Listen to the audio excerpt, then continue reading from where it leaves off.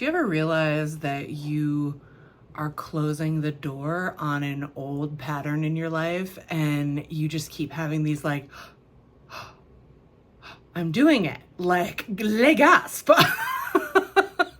I'm actually doing what I want to be doing, which is ending karmic patterns and closing off ancestral wounds. And maybe you're like me and you are going through life trying to be the best person you can because of the things that you've experienced that have motivated you to be that person, right? So there are things that have happened to you in your life that you weren't proud of, or that hurt a lot, or that caused you so much pain or so much shame that now you never want to be that to anyone else ever again. So I am very right now, as in today, going through the aha realizations about speaking my truth, about sharing my beliefs, about being vulnerable in front of people. One memory has really been sticking out in the past couple of days. I was reflecting on my story, my general story of how the fuck did I get here? To be in a practice of holding space for other people's truth and authenticity and pain and searching and questions. How the hell did I get here? I say this a lot in therapy.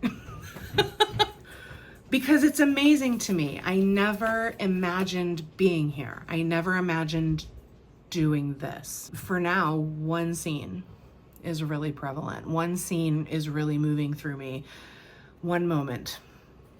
And I'm having ahas about it and how it ties into my purpose now and very likely karmic past life experiences. When I was a senior in high school, I was so excited about getting into Mr. R's philosophy class. It was an elective and it was just known as the class to be in. It's different. It felt different. That class did a lot for me. We're starting every day with at least a 10-minute meditation, which is amazing for a high schooler who needs a meditation practice. That was truly awesome and grounding. And so we had this sort of calm vibe in the classroom.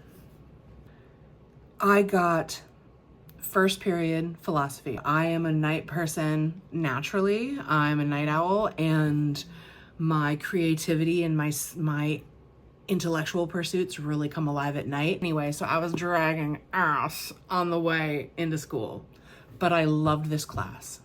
I loved it because we talked about real shit. We talked about ourselves. We talked about bigger ideas. So it was in a portable classroom, and all over our different international flags, our prayer flags, Buddhist prayer flags at the front of the room. Or was it Buddha or was it? No, excuse me. It was a lucky cat. If I'm saying that correctly, it was a lucky cat, and we would leave offerings on the cat throughout the year.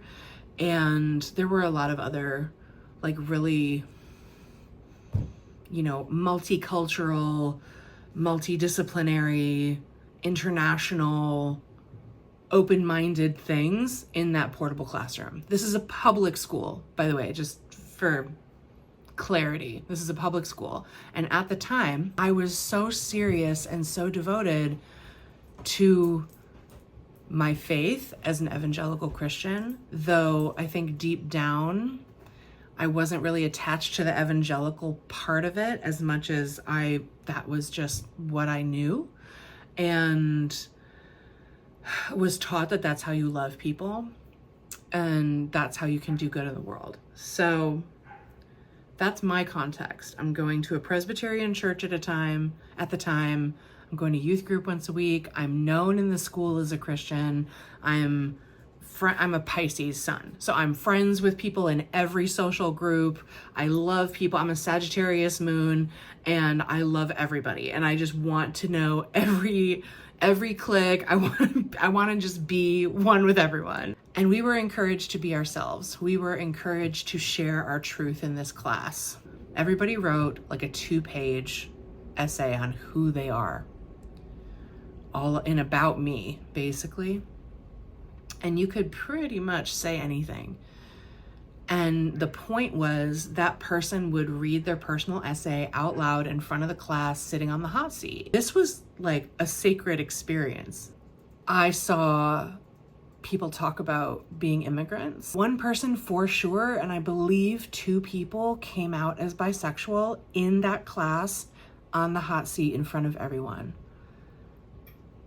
One young man came out as an alcoholic in front of everyone.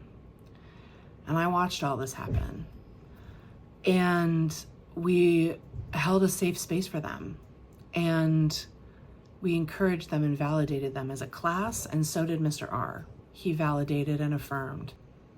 My 2-page essay was mostly about my dad and my faith. And the reason I spoke about my faith was because of my dad. And because at the time, my dad was dying of cancer. He had stage 4 breast cancer. It had come back. He was in remission for 5 years before that. And it came back, stage 4.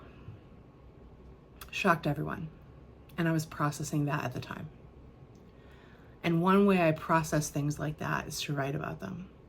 And especially in high school, I did a lot of writing, and college.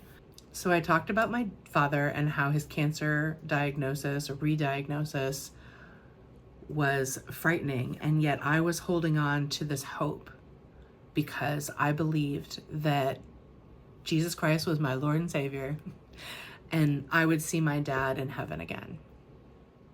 And he might die, but I would also die and go to heaven and meet him. It was very vulnerable. I cried in front of the class while reading it. My voice shook. And there I was on this bar stool hot seat. And like every other student that had come before, I got to speak my piece and read my essay. But unlike every other student that had gone before, my teacher, Mr. R, decided to debate me. Decided to challenge my faith. He did not validate me or affirm me in the way that he had validated and affirmed all of my other classmates. Instead, he was triggered by what I had said, and he responded with derision and judgment. He saw my tears, and that did not stop him. He and some other students, instead of talking about my dad dying of breast cancer, they decided to challenge me on Christian theology.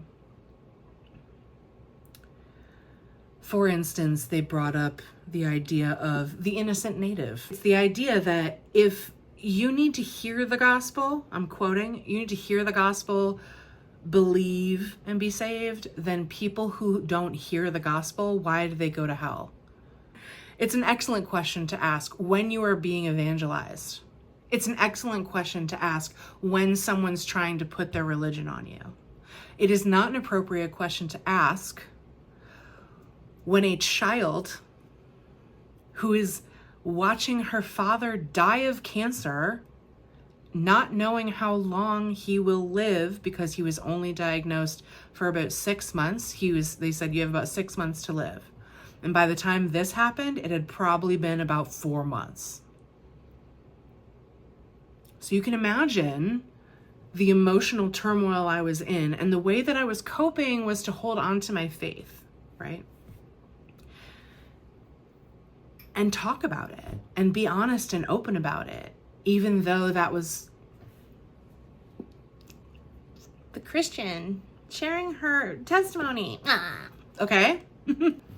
So he judged me, and he led the other students in that pattern and did not facilitate my relief, did not facilitate any comfort for me, did not keep a safe space for me, did not affirm my reality and what I needed at that time, did not show true compassion for me.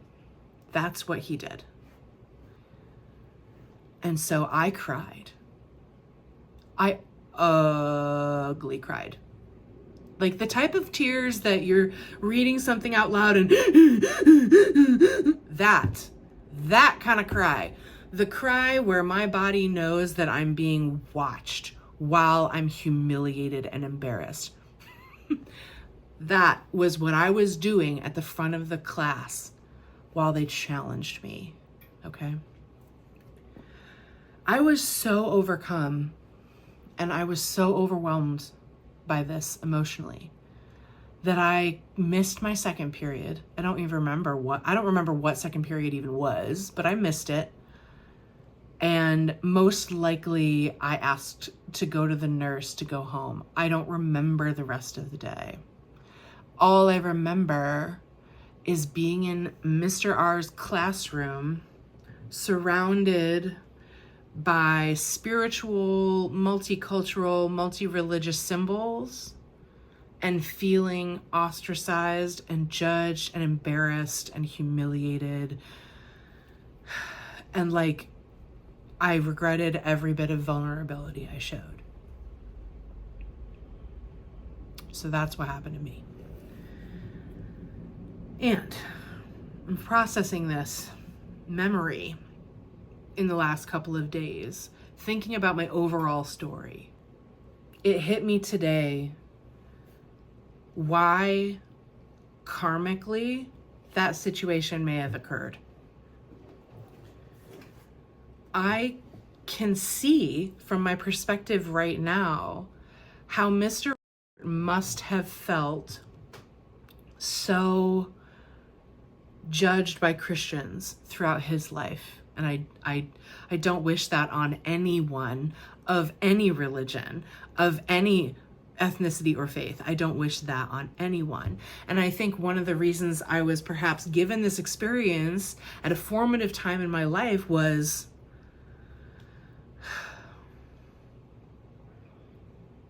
so that I would feel what I had most likely and probably done to someone else in another life. I chose to experience that isolation, that humiliation, and that judgment, probably because I had done similarly before. Now in my chart, this makes sense. In my chart, I have my moon conjunct Uranus and Jupiter. My emotions conjunct rebellion, uniqueness, difference, and sudden change.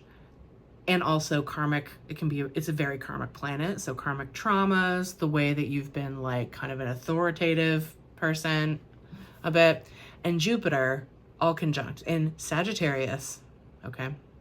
Sagittarius, the sign of knowledge, the sign of expansion, like multiculturalism, right? The sign of exploration and adventure. Jupiter is the planet that rules Sagittarius, and it is the teacher, like the wise teacher, education. And I think with Uranus and Jupiter conjunct, there's something there that says in a past life, I may not have been the gracious teacher. In a past life, perhaps I persecuted someone. In a past life, perhaps I experienced being on the other side of that hot seat in some respects. I needed to experience certain things, again, from a different perspective, in order to have compassion, in order to have an open mind, in order to start at an earlier age in my formative years when I'm gung-ho about my religion, Jupiter.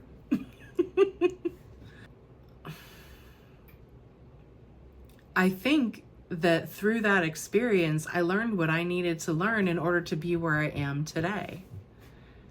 That I never want anybody to feel that way with me. I never want to be in a position of teacher, like being a teacher, being in power, and having people feel like they can't tell me who they truly are.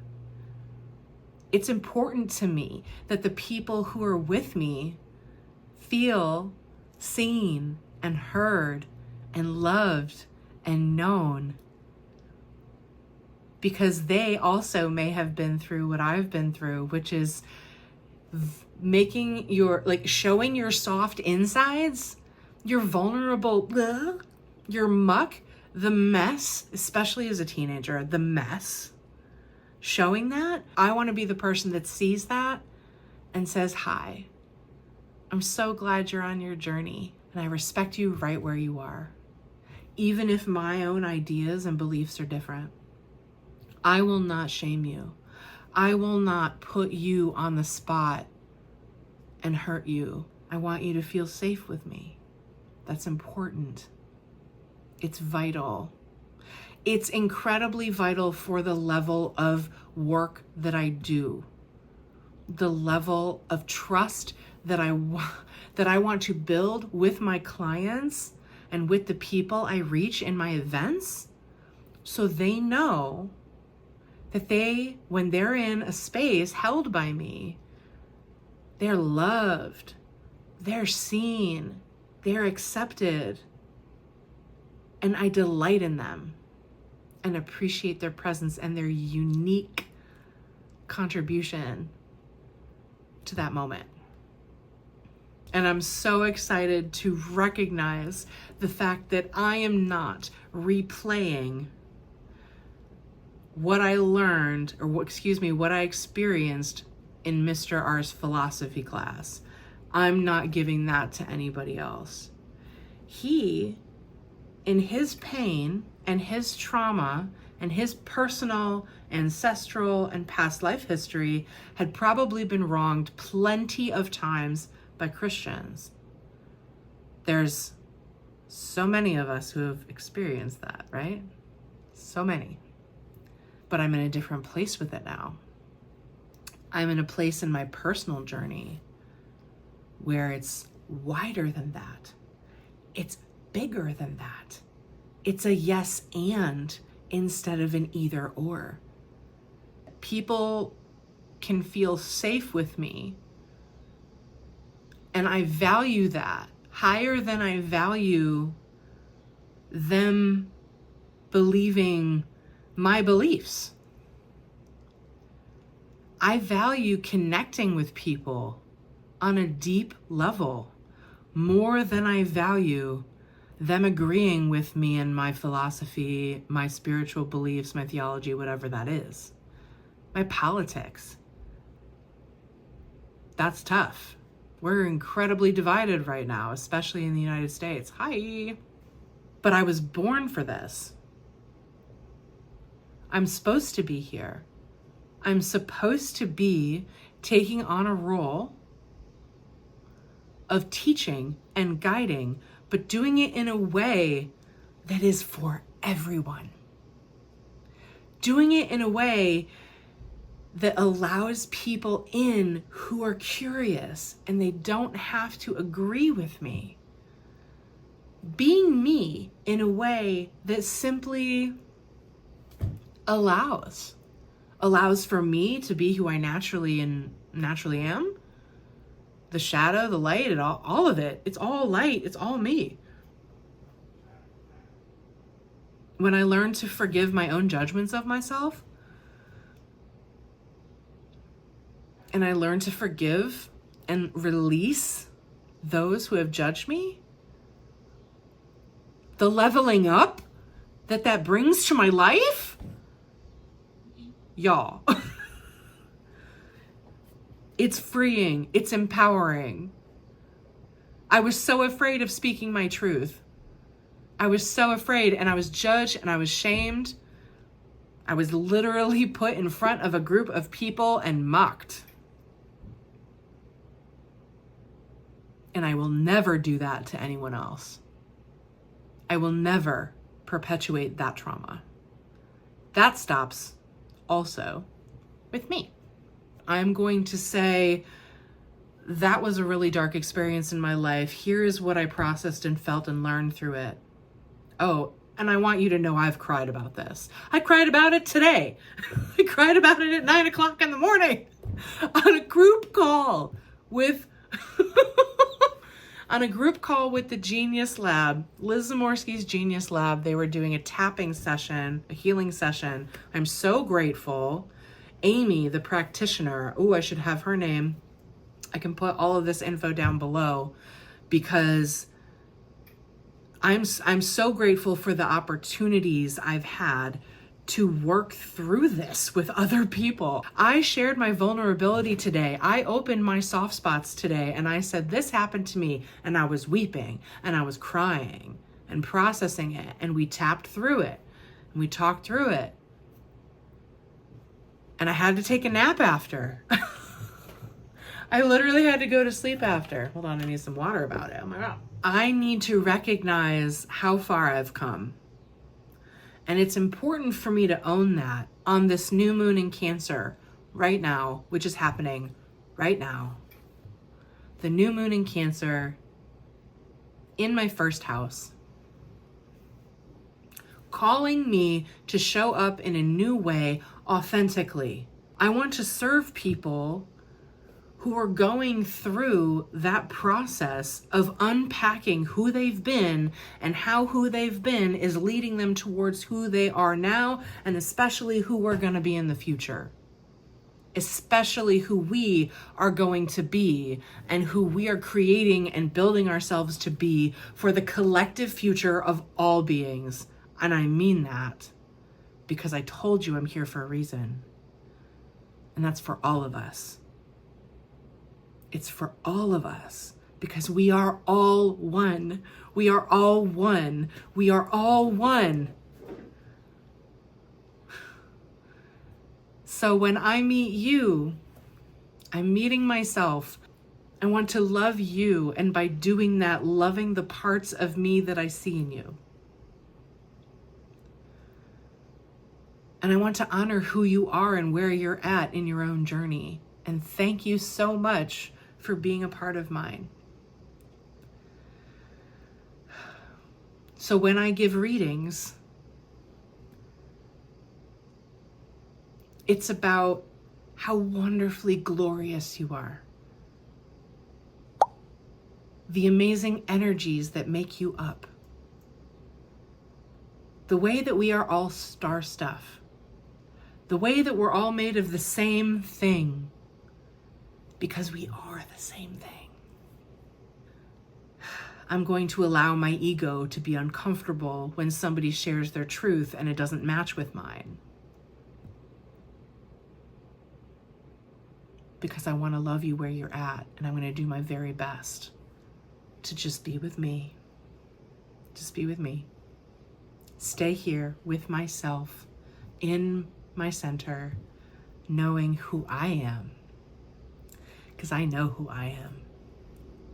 So that's one of my core stories. That's part of my lore. If you want to talk about it, I'm here. I'm here in the comments. I'm here for what we are all going to do together to move our situation, our culture, our civilization forward and more in line with spirit, with heart, with love, with the earth. So if you're on that path, join up with me. Let's do a reading together. Join Sunday Circle with me. Every Sunday I have a free donation-based call for people who are on their own path and want to have an active part in that creative process. We share what's coming up. We find common themes. We talk about that. We have some big talk. We set some intentions. We might pull some cards. It's a great time. It's me and my friends. It's cozy and intimate. And you're cared about and affirmed and encouraged. So that space is available too.